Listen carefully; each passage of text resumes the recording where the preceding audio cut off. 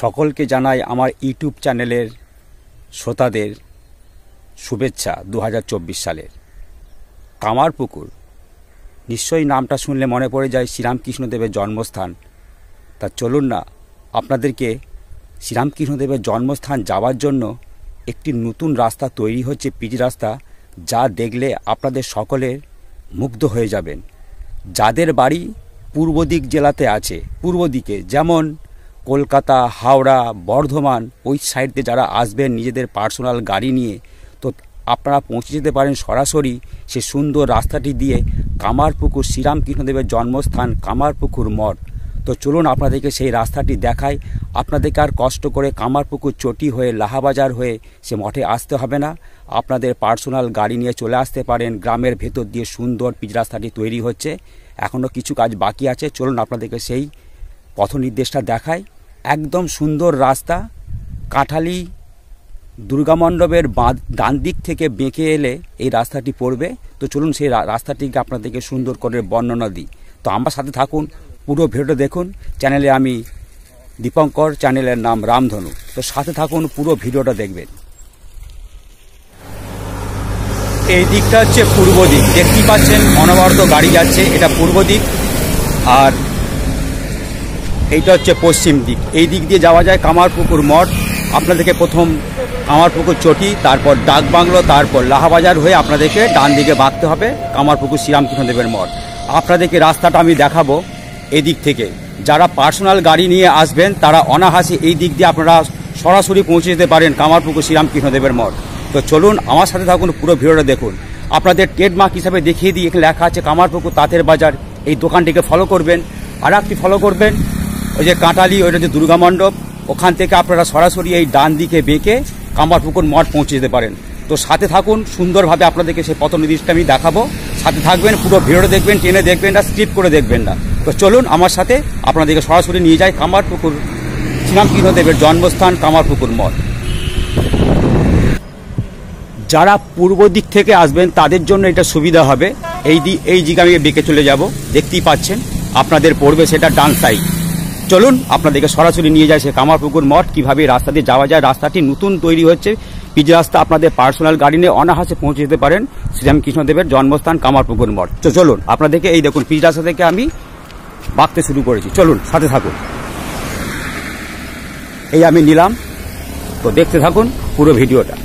আপনাদেরকে একদম পৌঁছে নিয়ে যাব সেই শ্রীরামকৃষ্ণদেবের জন্মস্থান কামারপুকুর মঠ। তো পুরো ভিডিওটা দেখবেন। একটাই রাস্তা, সোজা রাস্তা গ্রামের ভেতর দিয়ে, যা দেখলে আপনাদের মনোমুগ্ধ হয়ে যাবে। রাস্তাটি ছিল মোরাম, এখন পিচ রাস্তা হচ্ছে। আপনাদের জন্য এটা সুখবর, আপনারা তাড়াতাড়ি পৌঁছে যেতে পারেন। যাদের বাড়ি পূর্ব দিক জেলাতে আছে তারাই কিন্তু এই রাস্তাটি সুবিধা পাবেন। তো চলুন আপনাদেরকে এই রাস্তাতে যেতে যেতে আরও সুন্দর সুন্দর কিছু জিনিস, গ্রামের দৃশ্য তুলে ধরি। দেখতেই পাচ্ছেন পুরো পিচ রাস্তা। এই রাস্তা দিয়ে গেলে আপনাদেরকে কামারপুকুর চটি, বাংলো, লাহাবাজার যেতে হচ্ছে না। আপনারা সরাসরি আপনাদের পার্সোনাল গাড়ি নিয়ে পৌঁছে যেতে পারেন কামারপুকুর মঠ। তো দেখুন আপনাদেরকে সুন্দরভাবে এই রাস্তাটির বর্ণনা আমি দিচ্ছি। দেখুন, দেখেছেন? আর ভিডিওটা অনেক লম্বা হবে, আপনারা দয়া করে টেনে দেখবেন না, পুরোটাই দেখবেন। দেখুন সুন্দরভাবে আমি আপনাদেরকে তুলে ধরছি। আর একটা কথা আপনাদের জানিয়ে দিই, আপনারা যারা গোঘাট স্টেশন থেকে নেমে আসবেন, এই রাস্তাটি তৈরি হয়ে গেলে টোটোওয়ালা আপনাদেরকে এই দিক দিয়েই নিয়ে যাবে। দেখুন রাস্তাটা দেখছেন কত সুন্দর, দুদিকে মাঠ, পিচ রাস্তা চলে গেছে সোজা, একদম পৌঁছে যাবেন কামারপুকুর শ্রীরামকৃষ্ণদেবের জন্মস্থান কামারপুকুর মঠ। আপনাদের পার্সোনাল গাড়ি নিয়ে আসতেই পারেন। যাদের বাড়ি আছে হাওড়া, কলকাতা, ওদিক থেকে এলে এই রাস্তাটি সুবিধা হবে। তো চলুন পুরো ভিডিওটা দেখুন, ভালো লাগবে। রাস্তাটি সদ্য তৈরি হচ্ছে, এই ছিল মোরাম রাস্তা, এখন পিচ রাস্তা চলছে। আশা করা যায় খুব তাড়াতাড়ি এই রাস্তাটি কমপ্লিট হয়ে যাবে। আমি যেখান দিয়ে বেঁকে এলাম রাস্তাটি ডান সাইড দিয়ে, যারা আরামবাগ, হাওড়া, কলকাতা, বর্ধমান জেলা দিয়ে যারা আসবেন কামারপুকুর মঠে দর্শন করতে, আপনারা ওই জায়গাটির নামটা বলে দিচ্ছি, কাঁঠালি দুর্গা মণ্ডপ বা দেখলেন কামারপুকুর তাঁতের শাড়ি সেন্টার একটা দোকান আছে, ওটা ফলো করলেই আপনারা রাস্তাটা পেয়ে যাবেন। আর কিছুদিন বাদে শ্রীরামকৃষ্ণদেবের জন্মদিন পালন হবে মার্চে, সেখানে ধুমধাম করে 14 দিন মেলা চলবে দোল পূর্ণিমা পর্যন্ত।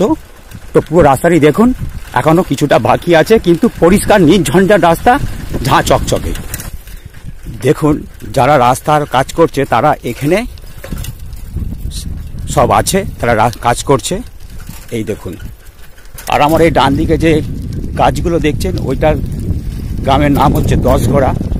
এই সামনে একটি সিনেমা হল আছে, যা দীর্ঘ 20 থেকে 22 বছর বন্ধ হয়ে গেছে। জনপ্রিয় cinema hall Lakshmi cinema hall কামারপুকুরে একমাত্র বন্ধ হয়ে গেছে। চলুন সেখানেও আপনাকে দেখাই। জায়গাটি, রাস্তাটি খুব মনোরম, তো পুরো ভিডিওটা দেখবেন।